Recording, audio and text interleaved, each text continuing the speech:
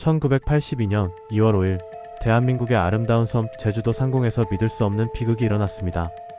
한라산의 울창한 숲과 신비로운 기암괴석이 어우러진 중턱에 공군 수송기 C-123기가 처참하게 추락했고 그 안에는 53명의 소중한 생명이 타고 있었습니다. 이단 한 번의 사고로 대한민국의 건장한 젊은이들, 조국의 부름에 응답했던 용감한 특전사 대원들과 공군 승무원들이 한꺼번에 쓰러져 갔습니다. 이 비극의 그림자 뒤편에는 당시 막강한 권력을 휘두르던 전두환 대통령의 제주 방문을 위한 극비 경호 작전, 일명 봉황새 작전이 숨겨져 있었습니다. 오늘 우리는 이 봉황새 작전의 실체를 파헤치고 그 작전 수행 과정에서 무고한 생명을 앗아간 충격적인 사고의 전말을 면밀히 재구성해 보고자 합니다.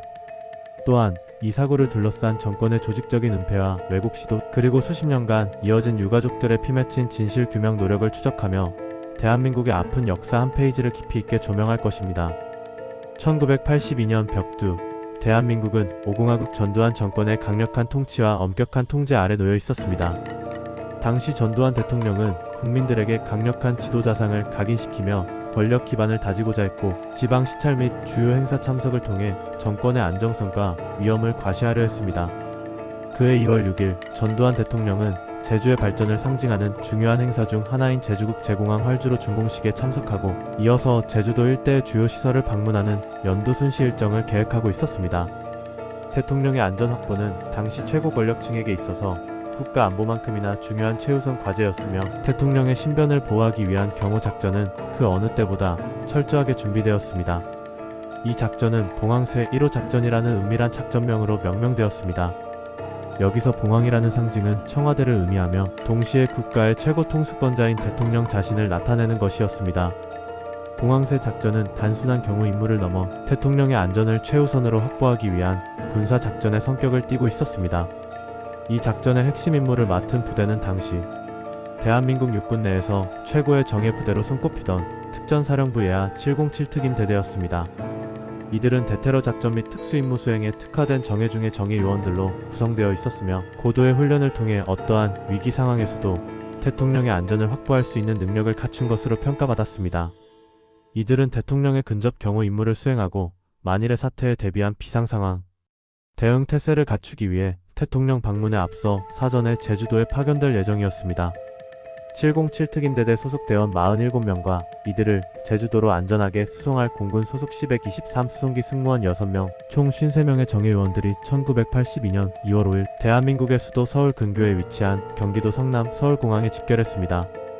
그들의 얼굴에는 비장함과 함께 조국을 위한 헌신이라는 자부심이 서려 있었을 것입니다. 그들은 제주공항을 향해 힘찬 비상을 준비했습니다. 그러나 이날의 비행은 시작부터 불길한 징조와 비극적인 그림자를 드리우고 있었습니다.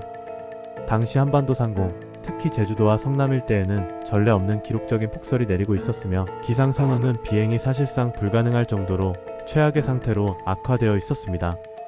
육안으로도 확인 가능한 낮은 시정, 강풍을 동반한 폭설, 그리고 항공기 운항에 치명적인 영향을 미치는 강력한 제트 기류까지 모든 기상 조건이 비행 안전을 위협하는 상황이었습니다.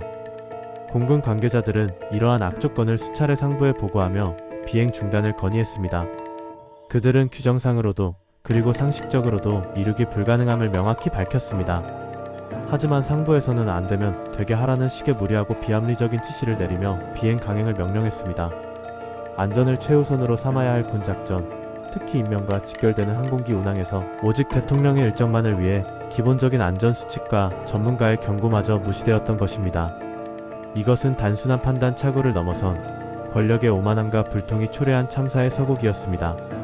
결국 C-123 수송기는 악천후 속에서 성남 서울공항을 이륙했고, 그 후 불과 몇 시간 뒤 제주 상공에 진입한 순간 예상치 못한 이상 기류에 휘말리며 기체 제어를 상실했습니다. 조종사들은 필사적으로 기체를 안정시키려 했지만 급변하는 기상 조건과 한라산의 험준한 지형은 그들의 노력을 무의로 돌렸습니다. 그리고 1982년 2월 5일 오후 2시경 수송기는 한라산 북쪽 해발 1000m 지점, 관음사 방면으로 불과 3.71km 떨어진 지점에 끔찍하게 추락하고 말았습니다.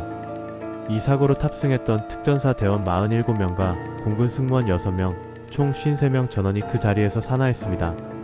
이 비극적인 사건은 한국전쟁 이후 평시작전 중 발생한 단일 사고로는 가장 많은 인명피해를 기록한 것으로 대한민국의 역사에 지울 수 없는 상처를 남겼습니다. 국민을 보호해야 할 국가의 최고 권력이 오히려 국민의 아들을 죽음으로 내몰았다는 비판이 제기될 수 있는 심각한 상황이었습니다. 당시 군사정권은 이 비극적인 사고가 알려질 경우 정권에 대한 국민적 비난 여론이 걷잡을 수 없이 확산될 것을 우려했습니다. 특히 대통령 경호 작전 중 발생한 사고라는 진실이 밝혀질 경우 대통령의 무리한 일정 강행과 무책임한 지시가 도마 위에 오를 것이 자명했기 때문입니다. 이에 따라 정권은 사고 발생 직후부터 조직적인 축소와 은폐를 시도했습니다. 사고 현장은 군 병력에 의해 철저히 통제되었고 외부인의 접근은 일체 불허되었습니다. 시신 수습 과정마저도 비인간적이고 은밀하게 진행되었습니다. 희생된 대원들의 시신은 마대 자루에 대충 담겨 옮겨졌고 사고 항공기의 잔해는 증거인멸을 위해 폭파 처리되었다는 충격적인 증언들이 뒤늦게 밝혀지면서 당시 정권의 비정함을 여실히 드러냈습니다. 군 당국은 사고 발생 직후 언론을 통해 사고 원인을 대간첩 침투 훈련 중 발생한 사고로 거짓 발표했습니다. 이는 철저한 허위 발표였습니다.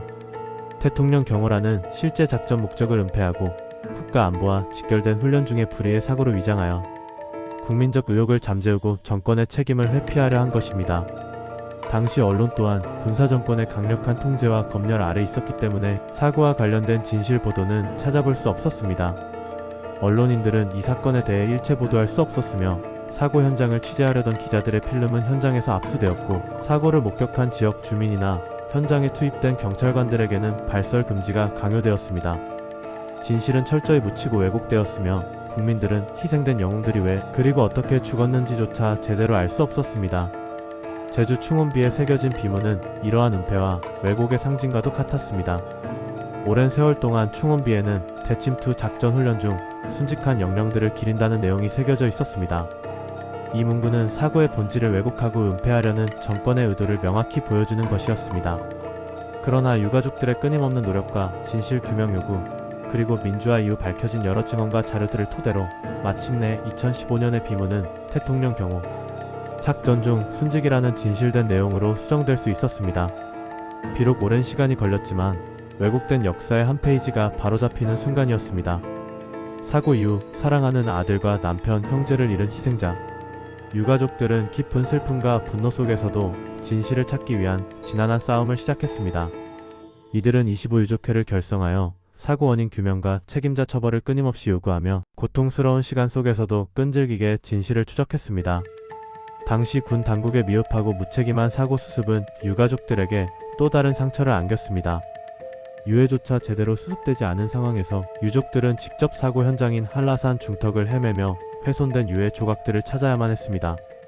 그들은 한라산 곳곳에 흩어진 자식들의 흔적을 찾아 피통함을 삼켰고 어렵게 찾은 유해를 직접 화장하여 묘지에 뿌리는 아픔을 감내해야 했습니다.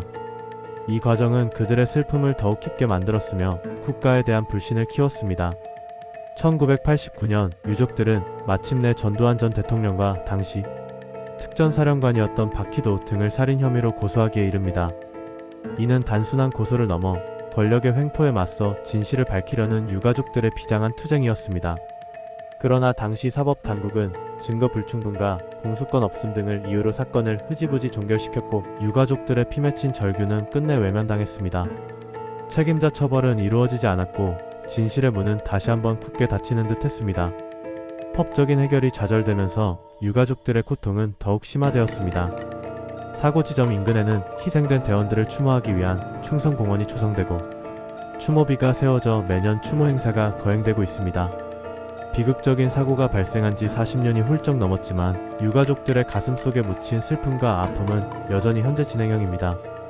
그들은 매년 이곳에 모여 고인들의 넋을 기리고 결코 잊지 않겠다는 다짐을 새롭게 하고 있습니다. 더욱 안타까운 것은 당시 최고 권력자였던 전두환 대통령이 이 비극적인 사고에 대해 단 한 번도 공식적인 사과나 위로의 표명을 하지 않았다는 점입니다. 오히려 그는 사고 직후 조종사의 조종 미숙으로 발생한 사고라고 책임을 회피하고 심지어 인명은 제천이라는 무책임하고 비인도적인 발언까지 남겨 유가족들에게 깊은 상처와 모욕감을 안겼습니다. 자신의 무리한 지시와 경호작전 강행으로 인해 발생한 비극임에도 불구하고 모든 책임을 하위 관계자에게 전가하고 인과응보라는 식의 태도를 보인 것입니다. 이는 단순한 무책임을 넘어선 희생자와 유가족에 대한 최소한의 인간적 존중조차 없는 행동이었습니다. 2025년 현재 사고가 발생했던 한라산 중턱에는 비행기 추락의 끔찍한 흔적을 찾아보기 어렵습니다. 긴 세월 속에 자연은 상처를 스스로 치유했지만 그곳을 묵묵히 지키는 추모비는 여전히 53명의 희생자들을 기억하고 있습니다. 그리고 그 추모비 앞에서 유가족들은 해마다 다시 모여 결코 잊혀지지 않을 진실을 되새기며 희생자들의 넋을 기리고 있습니다. 그들은 자신들의 아픔이 반복되지 않기를 간절히 바라며 다음 세대에게 진실을 알리는 역할을 묵묵히 수행하고 있습니다.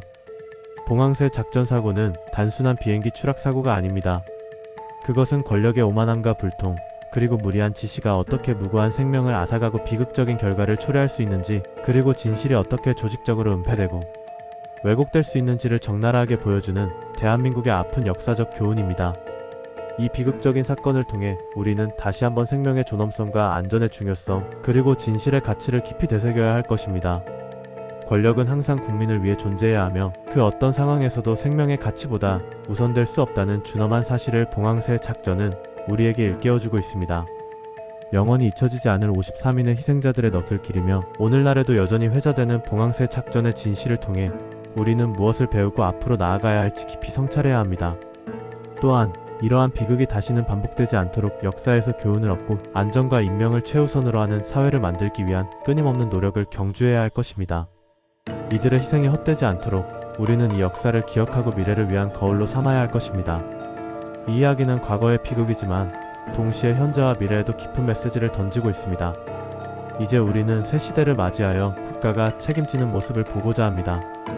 구독, 댓글, 좋아요는 항상 감사합니다.